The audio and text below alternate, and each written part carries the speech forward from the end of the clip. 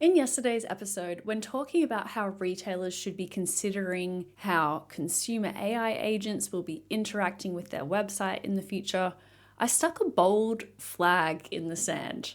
I said, the experience of many AI assistants on retailer websites is underwhelming. In a rather typical crisis of confidence after posting that, I wondered if I'd been a little too harsh on the poor chatbots on these retailer.coms and maybe had painted too broad a brush based on my own N of one experience. But a recent cruise through my rather terrifying email inbox surfaced some new research that actually validates this.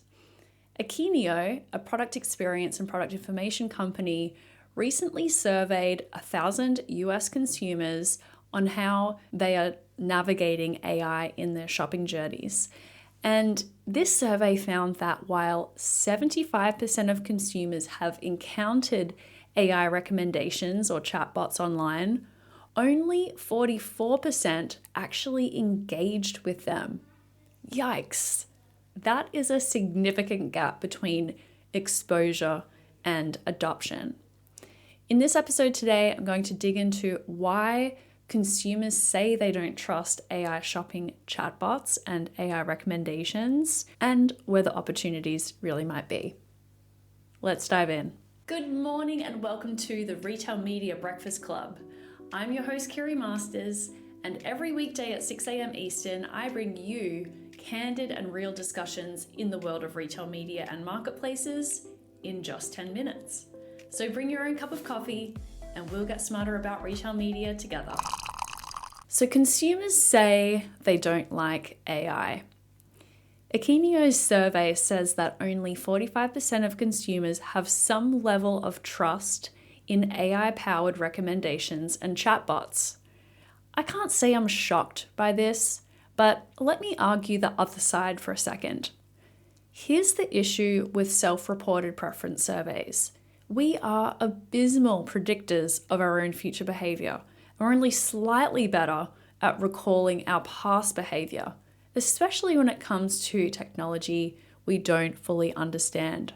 When Amazon introduced AI-generated customer review highlights in August 2023, they didn't announce it with a ton of fanfare. They just kind of quietly rolled it out in a beta to a subset of US consumers across a small subset of products and only in the mobile app. But today, these review summaries are one of the most popular features on Amazon's product pages. Here's the thing. Most consumers using these summaries just see helpful bullet points telling them what 847 reviewers said about battery life or build quality. They think this is useful, not this is AI and I don't like it. In the Akeneo survey, participants noted areas where they feel AI has already improved their experience.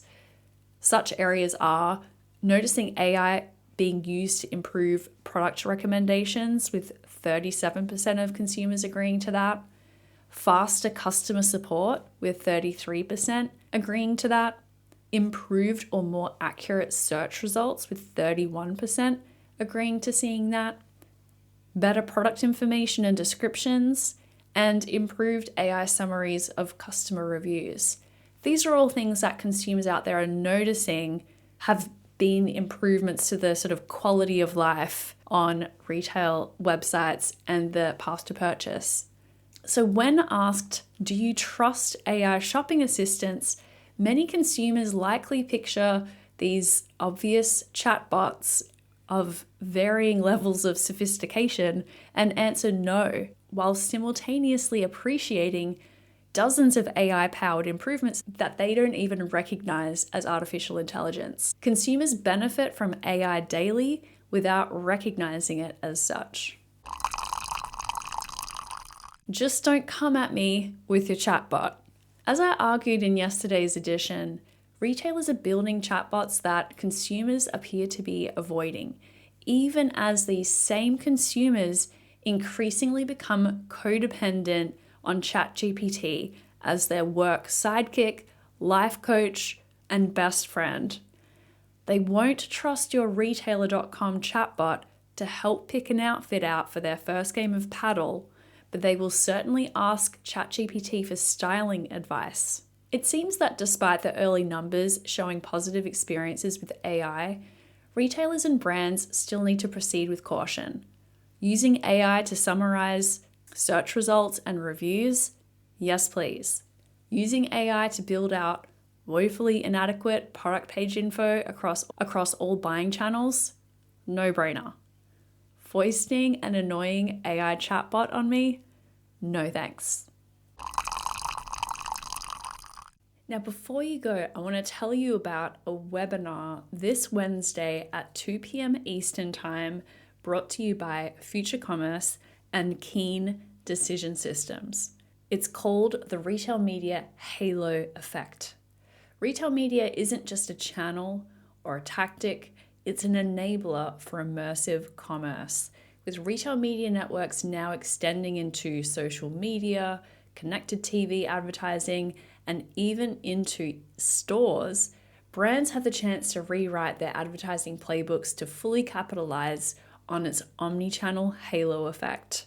While retail media's evolution presents new opportunities for brands to grow, strategic leaders must determine how they can cut through an increasingly complex market and develop a strategy that helps them stand out, get noticed, and drive revenue results.